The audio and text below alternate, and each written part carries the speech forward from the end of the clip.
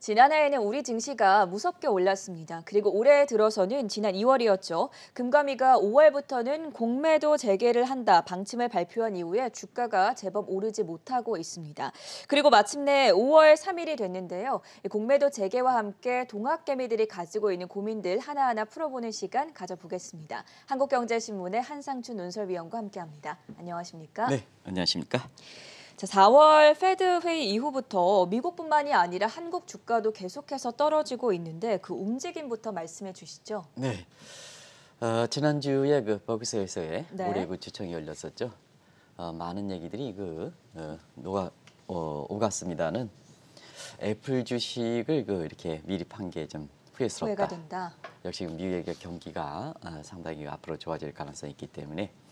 근데 문제는 경기가 좋아질 때 현금을 많이 확보했다 하는 이 얘기죠.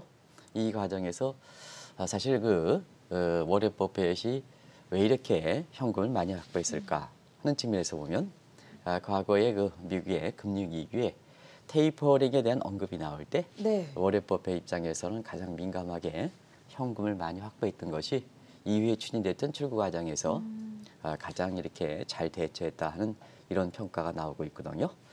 그래서 우리가 지난 4월 연준 회의에서 테이퍼링이 완화됐다 하는 시각도 있었고, 우리 이 방송을 통해서는 투자는 미래이기 때문에 테이퍼링이 어쨌거나 굉장히 다가오는 것 같습니다 하는, 그래서 주가는 안 좋을 겁니다 하는 말씀을 드렸습니다는. 네. 주가는 연일 떨어지고 있죠. 많은 하는데 사실은 5월 입장에서 보면 테이퍼링과 관련해서 가장 논의가 추진 여부와 관계없이 많이 월가에서 논의되지 않겠나 생각합니다. 왜냐하면 작년에 5월 15일 날 최대 경제 활동 지역인 뉴욕에서 경제 폐쇄가 됐죠. 그런 측면에서 경제 지표와 관련해서 물론 미국의 통계 방식은 월별 지표는 전월비 방식이고, 그 다음에 사실 분기 지표는 전분기 대비 연율 방식이지만, 코로나에서 이렇게 단절 인슐레이션이 될 때는 1년 전 대비하는 이런 경제 지표가 참고 보조 지표가 많이 활용되기 때문에 작년에 5월 달에 최대 활동 지역인 뉴욕에서 경제 활동이 폐쇄가 되다 보니까 베이스 이펙트 기저효과 때문에 경제 지표는 굉장히 좋게 나온다 이렇게 보시면 되겠습니다. 네. 그러다 보니까 자연스럽게 돈 푼 거 어떻게 할 것이냐 하는 측면에서 실제 이렇게 추진 여부와 관계없이 이 얘기는 많이 나오지 않겠나 이렇게 보고 있는데요. 그런 측면에서 우리 5시 30분대의 캐스터분께서 강다은 캐스터인가요? 네네. 아주 방송을 잘하시죠. 경제 지식도 뛰어나고. 예. 근데 테이퍼링에 대해서 아주 특별히 방송을 했었는데요. 그 내용을 보면 대체로 보면 테이퍼링이 다가온다 하는 느낌을 시청자분이 받으셨을 겁니다. 그런 과정에서 최근에 한번 보겠습니다. 파월이 시간이 가면 갈수록 곤혹스럽죠. 금융 완화 그렇게 강조하더라도 주가는 4월 연준 회의에 계속해서 떨어지는 모습을 보이고 있는데요. 한번 시청자 여러분 같이 테이퍼링 문제에 대해서 좀 풀어보겠습니다. 네. 일단 성장률 1, 4분기 6.4% 나왔죠. 2, 4분기에는 10%대 고점 논의가 나오죠. 10%대 13%까지 나오고 있습니다. 자, 경기가 과연 파월 의장이 얘기한 것처럼 불안하냐. 이 점에 있어서는 성장률이 6.4%, 2분기에 13% 이렇게 되면 파월 의장의 경기가 불안하다는 얘기가 쉽게 체감적으로 받아지 않는다는 얘기입니다. 그런 측면이고요. 자, 4월의 물가가 이제 3%대로 이렇게 나오는 건 물론 3월 달에 4월에 발표했던 게 근원 PCE 물가가 전년 동월비 대비해서 1.8%, 2% 타깃에 거의 근접했습니다. 4월 달, 5월 달에 발표되는 4월 지표, 6월 달에 발표된 5월 지표가 거의 3%가 넘을 거로 이렇게 보거든요. 과연 인플레가 일시적 현상이냐 하는 이 점에서 퀘스천 마크. 오늘 구리 가격이라든가 이렇게 했습니다는 미국의 신유급 가격이 지금 굉장히 많이 올라가고 있거든요. 그런 측면에서 과연 파월 의장이 지표만 가지고 물가가 안정돼 있다. 그리고 물가 조짐이 일시적이라 하는데 내 주변의 물가는 이렇게 높게 올라가는데 당신 네. 무슨 얘기냐 하는 얘기가 되겠죠. 그 다음에 5월 7일 날 발표는 5월 7일 발표는 지금 이렇게 사실 고용 지표 관련해서 4월 달께 이제 5월 달에 발표되는데요. 비농업, 제조업 같은 경우에는 지금 97만 명이 증가했다 하지만 대체로 100만 명 이상 증가할 것이다 이렇게 보고 있거든요. 실업률은 사실 그 6%에서 지금 5.8% 정도 나오면 자 고용이 개선이 미진하느냐 하는 측면에서 당신 얘기는 지금 재무장관이 얘기하는 일자리 창출 붐이 이렇게 있다 하는 측면에서 완전 고용 문제는 내년에 달성할 것이다 하는 제닛 앨런 재무장관의 진단이 더 와닿고 있는 상황이거든요. 그런 과정에서 테이퍼링 얘기가 자연스럽게 거론될 수밖에 없다. 그래서 한편으로 워렌 버핏 같은 경우에는 테이퍼링의 추진은 기정사실화돼서 현금, 유동성에 의해서 주가가 올라갔던 부분 이런 부분은 좀 현금을 확보, 대형 기술주도 되겠죠. 그다음에 다시 항공주를 많이 담는 거 이렇게 나오고 있습니다. 그리고 시청자 여러분 워렌 버핏 하면 코카콜라인데요. 네. 사실 그 코로나 때 코카콜라를 버리다가 지금 코카콜라를 이번 포트폴리오에서 많이 담은 걸로 이렇게 나오고 있지 않습니까? 이런 쪽의 모습이 돼서 경제가 정상화되는 이런 모습이 이렇게 발견된다 이렇게 볼 때 있습니다. 그런 과정이 유동성에서 주가가 끌어올렸던 부분은 부담이 되는 거다 이렇게 보시면 되겠습니다. 자, 어느덧 5월입니다. 5월 하면 생각나는 격언이 있죠. Sell in May and go away라는 격언이 있는데 이 격언을 놓고 월가에서 논쟁이 불거지고 있다고 들었습니다. 네, 5월에는 주식을 팔아라, 증시를 네. 떠나라 하는 얘기죠. 사실 5월에 그 증시를 주식을 팔고 증시를 떠나라 이 논쟁이 예전부터 그 굉장히 격언이었었는데요. 그동안 요게 사실 특히 작년 같은 경우에는 뭐 주가가 많이 올라가는 과정에서 이 얘기가 나오지 않았었죠. 그러나 경제가 정상화와 함께 이 논쟁이 다시 불거지는 것은 일단은 가장 관심 있는 이 종목 정도 측면에서 이 얘기 나오는 거거든요. 주식을 팔고 그다음에 증시를 떠나라 하는 측면에서 지금 종목과 관련해서 마이크로적인 측면에서 1분기에 그 기업들의 실적이 발표되고 있죠. 거의 뭐 마무리 되고 있죠. 이렇게 주요 그 금융이라든가 제적 관련돼서는 아주 굵직굵직한 기업은 지난 그 주말을 계기로 해서 거의 다 발표됐다 이렇게 됐습니다. 자, 어닝 서프라이 됐죠. 87%가 어닝 서프라이다. 지금까지 발표됐던 내용 중에 예상치 대비해서 실적치는 뛰어넘는다. 87% 어닝 서프라이즈가 됩니다. 근데 어닝 서프라이즈 주가가 올라가느냐 안 올라갔습니다. 왜 그럴까 하는 측면에서는 작년 2분기 이후에 분기별 그 어닝 서프라이즈 폭이 좀 작아졌다는 얘기입니다. 그래서 어닝 서프라이즈만 증권사 페이퍼가 그 강조하는데요. 자꾸 그만 강조한 게 아니고 익스펙트 기대 수준입니다. 기대 수준이기 때문에 우리가 보면은 이게 맨 처음에 갖지 않았을 때는 굉장히 굉장히 갖고 싶지만 막상 갖고 있으면 그렇게 크게 이렇게 된다. 우리가 보면 이게 어닝스 1, 4분기 기업들의 실적이 발표되기 전에도 그런 얘기를 했습니다. 우리가 이렇게 어떻게 보면 뭐 박사를 갖지 않았을 때 할 때는 그거 갖고 싶어 하지만 막상 취득했을 때는 별거 아니다. 그렇죠. 별거 아니다. 네. 하는 것을 말씀드렸습니다. 그거 똑같다 이렇게 보였습니다. 그래서 증권사 페이퍼들이 자꾸 87% 어닝 서프라이즈 하는데 그러면 왜 당신들이 전망한 것처럼 주가가 안 올라가느냐 하는 측면에서는 뭐든지 기업들 실적도 우리가 소비자 이론에서 보면은 먹으면 먹을수록 기대 수준이 낮아지는 한계 효용 체감의 법칙이 작용된다. 특히 기업들 실적은 한계 효용 체감의 실적이 된다 하는 것을 꼭 좀 말씀드리겠습니다. 그렇기 때문에 주가가 올라가지 않는 거다 하는 걸 말씀드리겠습니다. 반면에 기업들의 실적의 어닝 서프라이즈 폭이 작은 이유가 뭘까 하는 측면에서는 경제 시스템이 정상화된다 하는 측면에서 예상치 대비해서 실적치가 자꾸 갭이 줄어드는 거죠. 네. 예상이 된다는 얘기입니다. 이제 코로나 때는 nobody knows 예상이 되지 않다 보니까 예상치 대비해서 실적치가 굉장히 포직했지만 이제 경제가 정상화되니까 예상도 할 수가 있죠. 그러면 실적치 대비해서 서프라이즈 폭이 적죠. 두 번째는 경제가 정상화되면 자, 위기 때는 뭐든지 부담을 줄여줘야지 주가가 올라가는 거 아니겠습니까? 부담이 지원금도 주고 금리도 낮춰주고 세제 혜택도 주고. 근데 경제가 정상화됐으니까 어떻습니까? 정상화되니까 자꾸 이제 정상화돼야죠. 금리도 올려줘야 되고 세금도 올려줘야 되고 안 그렇습니까? 물가도 네. 올려줘야 되고 증시 입장에서는 마이너스가 되는 거죠. 이게 이제 지금 나타나고 있다고 보겠습니다. 그래서 그것이 세율과 관계없이 자본이득세율, 부유세율 이런 거 관련해서 한데요. 여기 한 가지 말씀드리면 자본이득세율 최고 세율이 산출돼서 39%다. 초부유세 39%다. 이렇게 해서 공화당이 사실 통과하지 못 것이다 하는 입장인데요. 하원은 압도적으로 우리가 돼 있고 그다음에 상원은 캐스턴 보트를 민주당이 지고 있습니다. 네. 이게 마치 39% 9%니까 통과죠.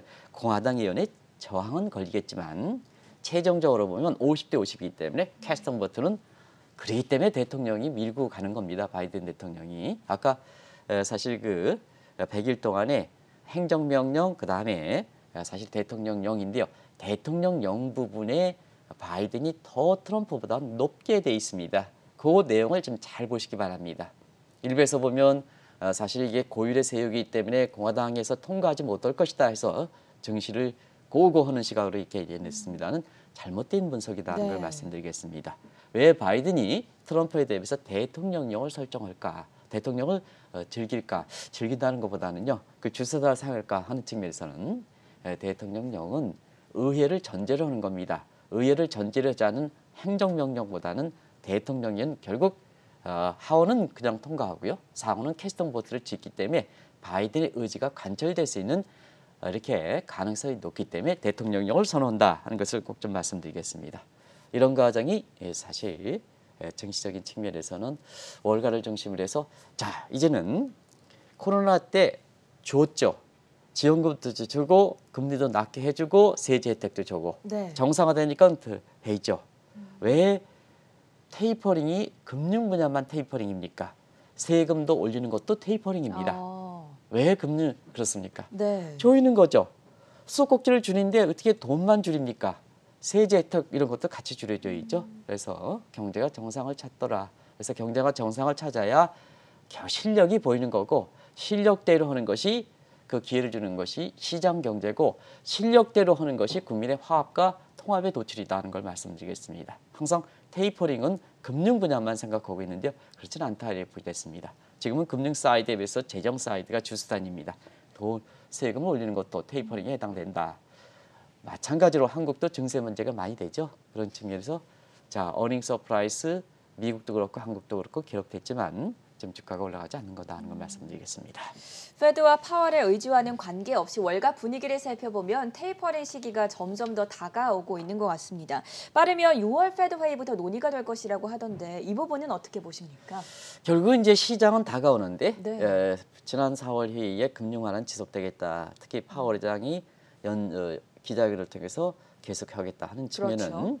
시장에서 그래 시장의 불안 사항을 완화시키는 그래 파월만이 할 수 있어 이런 얘기가 아니라 이제 시간이 가면 갈수록 파월의 고집으로 비춰진다 이렇게 있습니다.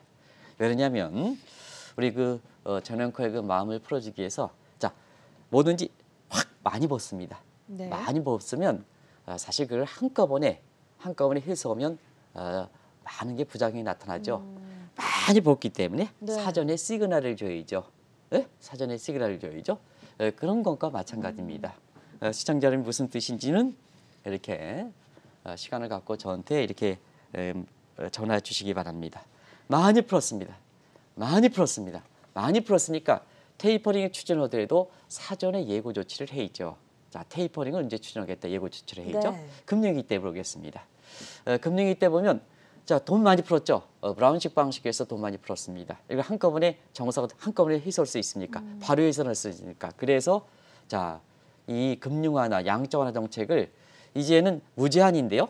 이제 이 1,200달러를 괜찮한다 하더라도 이제 경제가 정상화되기 때 언제쯤은 요걸 좀 축소하겠습니다. 사전 시그널 주는 거죠. 이게 선셋 클러스죠. 그죠? 네. 그걸 주는 겁니다.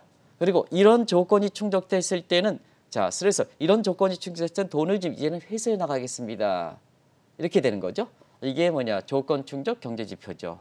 그런 과정에서 금융위기에 테이퍼링을 추진하는 물론 테이퍼링에 대해서는 사실은 버냉키 의장이 2013년에 5월 달에 얘기했지만 그 이전서부터 요 단계별로 사전에 테이퍼링을 추진하는 사전 정지 작업을 했기 때문에 테이퍼링 얘기가 나온 거죠. 그 과정을 보겠습니다. 이런 기준에서 한번 보겠습니다. 자, 우리가 금융위기 직후에 테이퍼링 금융 완화를 했을 때 사전 예비 조치로서 선시트 크로스에서 자 양적 완화 정책의 시한을 설정한 게 2010년입니다. 이걸 보겠습니다. 2010년 3월 달에 선시트를 쟀죠. 그렇죠? 그다음에 경제가 저 정상화되니까 2011년 6월 달에 오퍼레이션 트위스트 정책을 가져갔던 거죠. 이제 네. 돈은 더 이상 안 풀겠다. 이제 조이러는 거죠. 조이러는 거고. 그다음에 2014년 10월 달에 테이퍼링을 완전히 종료했습니다. 그리고 나서 이제 테이퍼링에 들어갔던 거죠. 그래서 자산 매입 규모를 축소하고 그다음에 금리를 2015년 12월부터 올렸던 거죠. 돈을 왕창 풀었으면 한꺼번에 올리면 안 되죠. 시한이 됐다고 한꺼번에 올리죠. 사전에 예고 조치를 해야 된다는 얘기입니다. 뭐든지 그렇지 않습니까? 그런 과정에서 테이퍼링이 사전에 예고 없이 고용 창출이든가 실업률을 3.5% 완전 고용 달성해야 2013년에 달성하니까 테이퍼링을 추진하겠다. 이건 말이 안 되는 거죠. 네. 그래서 시장에서 이렇게 보면은 자 파월 의장이 자꾸 이 부분에 대해서 금융완을 고집할수록 금융을 지속한다는 얘기할수록 이게 그래 테이퍼링만 파월 의장만 이걸 단행할 수 있어. 파월 의장의 신뢰가 돼서 자 시장의 불안감을 이게 완화시키는 게 아니라 오히려 이제는 시장의 불안을 이렇게 누그러뜨리지 못하면서 파월의 고집으로 비춰진다. 그게 지난주 토요일 날 우리가 방송을 안 했을 때 네. 주가가 일부에서는 테이퍼링이 완화됐다 이런 얘기 방송도 했지 않습니까? 그런 방송을 하는 사람들이 있었습니다는 결국은 시장이 와닿다 보니까 주가가 떨어지는 배경이 되고 있다 이렇게 보시됐습니다. 주말 동안에 다시 한번 논란이 불거졌던 테이퍼링 시기에 대해서 자세하게 먼저 짚어봤고요. 국내 이슈로 넘어가 보겠습니다. 오늘이 5월 3일입니다. 공매도 재개와 관련해서 큰 분수령이 될 전망이지 않습니까? 네, 사실은 그 공매도 관련해서 말이 많았었죠. 네. 뭐 공매도라는 조치는 비상시의 조치였었기 때문에 그리고 이전부터 말이 많았던 조치이기 때문에 결과적으로 여러 가지 엇갈린다 이렇게 보이됐습니다. 이 공매도 금지 조치는 시청자 여러분 우리가 주가가 아주 폭락할 시점에 나왔었죠. 아시겠지만 작년 3월 15일에 나왔습니다. 이번에 제기되니까 한 14개월 만에 제기되는 건데요. 그동안 금융시장 상황에서 특히 개인 투자자분, 종합개미들의 이렇게 역할이 커서 지금까지 오는 두 차례 연장됐다 이렇게 보이됐습니다. 그리고 5월 3일 오늘 제기되는 것은 2월 그 3일 날 은성수 그 금감위 의장 그래서 정책 당국자가 이렇게 발표해서 원래는 3월 15일 날 공매도 금지 그 시한이 됐습니다는 이걸 좀 4월 7일 날 그 이렇게 재보선 선거도 있고 그래가지고 이게 5월 3일 날 이렇게 연장이 돼서 네. 오늘 바로 됐던 거다 이렇게 보였습니다. 방식은 시청자 여러분 잘 아시겠습니다는 홍콩식 방식으로 취했죠. 그래서 우리가 유동성이 풍족한 이런 부분, 그다음에 시장에 미칠 영향을 적은 것, 뭐 이건 정책 단계 판단이고요. 또 시장에 실질적으로 저 코스피의 200가, 코스닥의 150의 구성 종목 이번에 제기되는 것, 이것이 사실 유동성이 풍족해서 시장에 미칠 영향이 적느냐 하면 또 다른 문제입니다. 근데 정책 단계에서 그렇게 판단해서 유동성이 받쳐주고 그다음에 제기하더라도 시장에 미칠 영향이 적은 요 종목을 중심으로 해서 제기됐다. 나머지는 그냥 계속해서 공매도 금지를 가져가는 트루트랙 홍콩식 방식을 취했었죠. 그렇지만은 사실 앞서 말씀드린 것 같이 정책 단계의 판단이고 그동안 코로나 사태 이후에 공매도 금지에 따라서 동학개미 힘에 의해서 주가가 올라간 점 그리고 한계 위기가 극복한 점 이 점을 감안해 볼 때 사실상 이 공매도가 이렇게 재개될 경우에는 두 가지 측면. 하나는 저 코스피의 200, 코스닥의 150은 실질적으로는 한국의 이 거래량이라든가 이런 거 볼 때는 완전히 개방되는 거나 마찬가지다 하는 측면. 그래서 요 천 가지 측면이고 그다음에 저 구성 항목에 속해 있는 코스피 200, 코스닥 500, 150개도 정책 단계에서 미치는 영향이 적다는 거지. 실제로 열어놨을 때 이렇게 효과가 적을 것이냐 그렇지는 않다 하는 얘기입니다. 그만큼 정책 당국이 지난 코로나 이후에서부터 동학개미들의 증시 정책 관련해서 신뢰가 높았느냐 신뢰가 그렇게 높지 않았다는 것이 두 가지 측면에서 이렇게 공매도 재개와 관련해서 지난 2개월 동안 아주 논란이 심해왔다 이렇게 보겠습니다. 방금 시장에 계속해서 부담이 됐다라고 말씀을 해주셨는데요. 실제로 우리 시장에 미친 증시에 미친 영향은 어땠는지 그 부분도 함께 짚어주시죠. 1월 초, 2월 초까지 네. 증시 모습이 최고치를 기록하다 그 모습에서 플랫하게 움직였었죠. 그래서 그때 당시에 이런 표현을 아마 시청자분이 보셨을 겁니다. 네. 한국 증시가 아이스 브레이크 다시 한번 이게 극복해서 코스피 그때 당시에 일부 유튜브에서 이렇게 줍줍하고 이랬던 사람이 3,500, 3,600, 4,000까지 조만간 갑니다. 해서 굉장히 올해 연초에 한국 주식 아이스 브레이크 해서 다시 한번 또 다른 시계가 열 것입니다 하는 측면이었었고, 다른 측면에서는 아이스 에이지 본격적으로 조정 구매될 겁니다 하는 이 측면인데요. 당시에 1개월 동안 1월 그 초에 최고치를 기록한 이후에 1개월 동안 금에서 플랫하게 갔다는 것은 결국 향후 증시와 관련, 그때 당시에 증시와 관련해서 두 가지 가능성이 공존하고 있다는 얘기거든요. 그리고 보통은 이렇게 시장에서 아이스 브레이킹과 아이스 에이지 팽팽하게 맞을 때는 캐스팅 보트는 보통 정책 당국이, 특히 신흥국 같은 이런 거에 정책 당국이 지는 겁니다. 그래서 정책 당국의 입장이 굉장히 중요한 거거든요. 그런 측면에서 2월 3일 날 금감위에서 어찌됐든 공매도 재개한 문제죠. 5월 3일 날 시간을 주긴 했지만 5월 3일 날 이렇게 되면 공매도에서 재개하겠다 입장인데요. 그 이후에 주가 모습은 어떻게 될까 하는 측면 한번 보겠습니다. 주가 한번 보겠습니다. 네. 코스피가 2월 3일 날 3,129입니다. 지난 4월 말에 3,147입니다. 거의 오르지 않았죠. 네. 물론 이제 다른 요인이 결부됐긴 했습니다는 다른 요인의 요인 분석은 빼고 대체로 이 요인이 컸기 때문에 이걸 한번 보겠습니다. 0.6%. 자, 1, 4분기에 우리 주가가 아이스 브레이킹입니다. 주가가 올라갑니다. 주식 사세요. 한국 주식 사세요. 했던 이런 거는 우리가 지난번에 바이든 100일 출범에서도 우리가 한국의 코스피, 한국 주식이 상당히 안 좋은 것과 마찬가지로 이런 모습이 됐다 이렇게 됐습니다. 그리고 코스닥 같은 경우에도 970에서 980단 1.4%에 거쳤다 이렇게 됐습니다. 대체로 경기라든가 테이퍼링은 미국의 모습에서 많이 좌우됐습니다. 그러면 한국의 독특한 요인을 따진다면 공매도 관련된 요인이 되겠죠? 그렇죠? 그런 측면에서 공매도 재개 발표 이후에 과연 공매도 재개 품목이 증시에 부담이 되지 않느냐 하는 측면에서는 실제로 그렇지는 않았다는 걸 말씀드리겠습니다. 같은 시점에 미국의 다우존스 지수를 보겠습니다. 자, 미국의 2월 3일 날 그때 게임스톱할 공매도 문제가 있었던 때입니다. 네. 시청자 여러분. 자, 37,723에서 지난 그 4월 토요일 날 우리 새벽으로 끝났던 4월 말 지수가 33,814, 10.2%가 증가했습니다. 그래서 왜 올해 들어서는 미국의 경기 민감주를 중심으로 해서 한국 주식은 리스크 관리하고 경기 민감주를 중심으로 사라 했던 대목도 바로 이런 측면입니다. 그런 측면에서 사실 그 공매도 문제는 정책 당국의 입장과 관계없이 굉장히 증시에 특히 동학개미들의 부담이 됐다는 걸 말씀드리고요. 자, 우리와 비슷한 대만 보겠습니다. 그래서 대만 증시 잘 나갑니다. 네. 대만 증시 아주 잘 나갑니다. 한번 대만 지수 한번 보시기 바랍니다.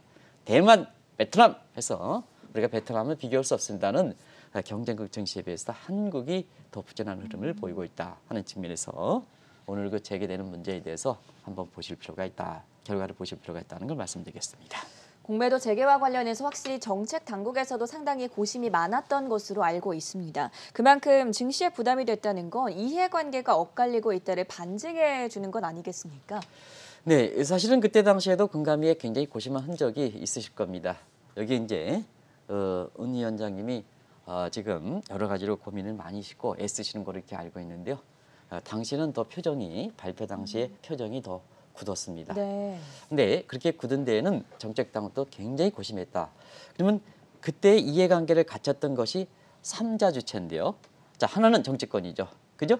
4월 7일 날 재보선 선거가 있기 때문에 동학개미도 지금 한 2천만이 되기 때문에 사실 표심에 굉장히 좌우되죠. 그다음에 동학개미가 그동안 코로나 이렇게 이후에 증시를 좀 극복하고 확실히 이 문제에서는 문재인 대통령도 고마워하셔야 됩니다. 사실 우리 동학개미 분들 어려운 가운데 주가를 끌어올려서 이나마 이렇게 된 거 아니겠습니까? 진짜 문재인 대통령께서도 고마우셔야 됩니다. 여당뿐만 아니라. 그리고 해외 시각도 우리가 이제 고려할 필요가 있죠. 네. 그래서 이것을 3자를 고려해서 아마 2월 3일 날 그런 대책이 나온 것이 아닌가 생각합니다. 자, 광역단체 선거 당시에 그 여당이 불리했었죠. 그래서 이거에 대해서 표심을 생각해서 4월 7일 재보선, 커트 한 달 후에 5월 3일 재개, 이 문제도 논란이 됐었죠. 그리고 동학개미는 여전히 평평한 운동장을 만들어줘야 된다. 힘이 커졌으니까 이것도 고려할 수밖에 없죠. 그다음에 IMF라든가 해외 시각도 외국인 시각을 생각해야 되는데요. 한 가지 말씀드리면 네. 외국인 시각이 IMF 시각과 동일하다 이렇게 말씀하시는 시각이 있는데요. 그건 잘못돼 있다. IMF의 회원국은 한국도 포함, 신흥국도 포함되어 있습니다. 왜 그런 분들이 외국인들의 시각이 마치 IMF, 그다음 무디스를 비롯한 3대 평가 기관의 시각인가? 무디스를 비롯한 3대 평가 기관도 사실 굉장히 큰 수입원 중에 하나가 이렇게 신흥국의 기업들도 많이 돼 있습니다. 그런 사람이 한국 주식에 들어오는 외국인의 입장을 대변하진 않는다는 걸 꼭 좀 말씀드리겠습니다. 항상 그걸 고정시켜서 이렇게 얘기하는데요. 어쨌거나 이 글로벌 스탠다드 관점에서는 재개된다. 왜 그러냐? 인도네시아만 공매도를 금지하고 있지 않습니까? 네. 그런 과정입니다. 근데 IMF가 외국인 시각 대비, 3대 무디스가 외국인 시각하면 무디스라든가 S&P 한국의 지사에 나와 있는 지사장들도 싫어할 겁니다. 왜냐하면 당신네 수익은 신흥국도 굉장히 많이 되기 때문에 그래서 그런 국제 감각을 잘 이어실 필요가 있다는 걸 말씀드리겠습니다. 그래야 그렇습니다. 그래서 이번에 이렇게 3자를 고심해서 이렇게 해서 5월 3일 날 재개한다 하지만 사실은 한 가지 공매도 재개와 관련해서 이렇게 불안 요인이 있습니다. 왜냐? 2월 3일 날 금감에서 발표할 게 미국에서 공매도 관련된 전쟁이 일어났습니다. 그렇죠. 게임스톱발 전쟁이 일어났습니다. 네. 전쟁했습니다. 혹시나 이번 재개에서 지금 그 노란 버스가 이렇게 등장하고 있습니다는 힘이 커진 동학개미에서 행동주의 움직임이 나타나서 공매도 외국인들이 재개하는 문제에 대해서 반발해가지고 완전히 지난 나중에 말씀드리겠지만 게임 헤지 펀드도 굴복시켜버리는 이런 그 조치가 나오면 사실은 정책 당국 입장에서는 굉장히 책임의식이 굉장히 강화될 겁니다. 책임의식이 나중에 책임론이 부각될 겁니다. 이런 조치가 나오느냐 하는 긴장감 속에 오늘 열린다 하는 걸 말씀드리겠습니다. 방금도 설명을 해주셨지만 지난 2월 초에 우리 정책당국에서 공매도 재개 방침 대책을 발표할 당시에 미국에서는 게임스톱할 공매도 전쟁이 일어났습니다. 여기서 우리는 어떤 점들을 얻어볼 수 있겠습니까? 그때 우리나라의 정책당국은 공매도 재개하는 문제에 네. 대해서 풀었는데요. 동학개미분들의 반대에도 불구하고 사실은 그때 게임스톱 발생할 때 게임스톱의 로빈 후드라든가 여기에 거래해서 하는 미국판 개인 투자가들이 굉장히 힘이 셌습니다. 그래서 게임스톱과 공매도 될 때 저 공매도 치는 헤지펀드에 대해서 연합해서 게임스톱에 주거를 해서 헤지펀드를 굴복시켜서 1949년 미국 사람 알프레드 존스에 의해서 처음으로 헤지펀드가 나왔을 때 처음으로 패배했다. 이게 월가에서 굉장히 큰 시각입니다. 네. 그때 사실 그 SEC 미국 증권관리위원회가 어떤 입장을 취해주느냐 역시 현실이 과거와 다른 것은 헤지펀드보다 개인 투자가의 힘이 미국의 증시를 이끌어가는데 이 사람들의 힘이 커졌다 하는 것을 인정을 해서 사실상 승자인 개인 투자가를 옹호하는 조치가 있었습니다. 그때 당시에 금감위에서는 이렇게 공매도 재개 문제를 얘기했습니다. 그런 과정에서 사실 지금은 미국의 이렇게 정책 보면 현실이 바뀐 점을 반영하는 것이 규제고 정책 당국의 인식이고 그것이 규범이다 하는 걸 말씀드리겠습니다. 과거에 이렇기 때문에 이렇게 해야 된다. 과거에 공매도 재개에서 여기 영향이 없기 때문에 이번에 재개가 없다. 근데 과거에 재개가 하는데 과거에는 동학개미 힘이 적었죠. 근데 동학개미 힘이 이제는 커졌죠. 근데 왜 과거에 공매도 재개였는데 증권사의 페이퍼들은 일적으로 영향이 적느냐 이렇게 얘기하면 안 된다는 얘기입니다. 네. 현상이 바뀌었지 않습니까? 현상이. 그런 스테이스는 SEC 같은 경우에는 패자인 헤지펀드보다 승자인 개인 투자에 옹호를 했기 때문에 만약에 이번 같은 경우에는 공매도 재개해서 혹시나 이 개인 투자가들 우리 힘이 세졌던 이거에 의해서 반발 조치가 나올 때는 그때 당시에는 정책 당국의 입장이 굉장히 힘들어질 거로 생각됩니다. 누구도 부인할 수 없는 사실은 코로나 사태 이후에 동학개미 세력들이 우리 경제와 증시를 살렸다라는 부분일 텐데요. 이런 점들을 감안해 본다면 아직도 공매도를 없애야 한다는 시각이 만만치가 않습니다.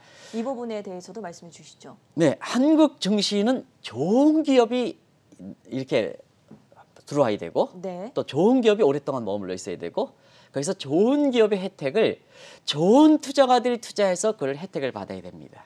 혜택을 받아야 됩니다. 그런 측면에서 정책 당국에서 꼭 좀 말씀드리겠습니다. 지금 좋은 기업들이 어디를 갑니까? 한국증권거래소보다는 뉴욕에 상장하고 있습니다. 네. 굿방도 상장한다. 마켓컬리도 그쪽으로 간다. 좋은 기업들이 마치 휘행처럼 가고 있습니다. 한국증권거래소 세계에서 머리가 될 정도로 아주 인프라가 잘 되었습니다. 좋은 기업들 다 떠나가면 그거 인프라만 닫혀놓고 텅 비게 되지 않습니까? 텅 빈 시카고 공포가 우려되는 겁니다. 그리고 동학개미 분들을 잘 아우르지 못하면 수요적인 측면에서 동학개미들 부자일수록 떠나갈 가능성이 있습니다.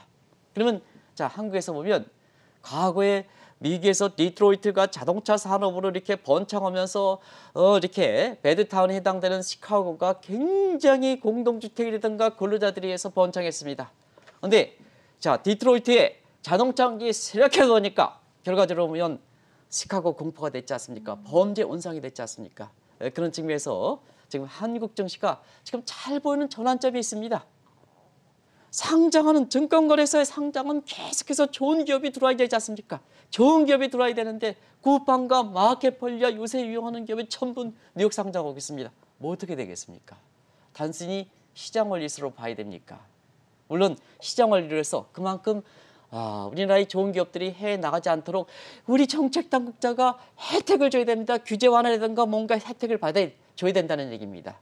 그런 과정에서 꼭 이 문제는 뉴욕에 상장하는 문제라든가 공매도 재개에 따라서 경우에 따라서 이것이 후유증 나타나서 모처럼 코로나 이후에 개인 투자가들이 주식의 대중화를 이끌었고 주식의 증치화를 이끌었던 이 좋은 기회를 이렇게 공매도 재개와 함께 사실 자칫자칫 떠나가는 이런 사태에 대해서 우리가 좀 한 번 정도로 정말로 고민해야 됩니다. 고민해야 됩니다. 우리가 보면 증시 발전은 지금처럼 라이프 사이클 모험성 해서 자, 우리 전 앵커 같은 이런 분들이 아주 똑똑한 분들이 창업을 해서 유니콘 기업으로 바로 성장해서 증시가 발전하는 이런 시대에서 이렇게 보면 네. 자, 증시가 발전돼야 되거든요. 그럼 증시의 본질은 뭡니까? 기업이 자금 조달, 구매에 맞는 자금 조달해야죠. 그다음에 개인들은 평평한 운동장을 만들어서 동등한 기회를 줘야죠. 그리고 자, 국민경제 입장에선 소득을 했으면 그것이 분배를 해서 가장 그 주식 민주주의 시대에서는 분배를 하는 방식이 뭐냐? 배당이라든가 이걸 통해서 국민에게 대서 자, 좋은 기업을 만들어서 거기에 IPO라든가 뭔가 해서 해외 들어서 거기에 한국의 증시를 투자를 해가지고 딱 해서 개인들이 이렇게 해서 그걸 가지고 소비해야지 국민경제 3년등가 법칙으로 해서 경제가 안정적으로 가는 거 아니겠습니까? 그래서 다시 한번 공매도 재개하는 시점에서 이게 끝나는 게 아닙니다. 끝나는 게 아니고 이번에 있어서 공매도 재개에서 뜻하지 않았던 예기치 못한 여러 가지 부작용 사태가 있을 때는 자, 유망한 기업을 잡아두는 이런 노력과 함께 이게 이제 쿠팡과 같은 뉴욕 상장 문제죠. 네. 이걸 부인하지 말라는 얘기입니다. 그걸 왜 우리나라 유망 기업들이 왜 뉴욕 상장하는가? 정책 당국 입장에서는 우리 기업이 나가야 되는 그러한 많은 규제라든가 이런 문제, 불편함이라든가 이런 게 있기 때문에 나가는 거 아니겠습니까? 이런 걸 좀 해소해주고 그다음에 모처럼 동학개미들의 좋은 투자자들이 개인 투자가들이 증시에 와 있으니까 머무르도록 해야죠. 그래서 한국의 경제 발전을 이루어져야 된다 하는 걸 꼭 좀 말씀드리겠습니다.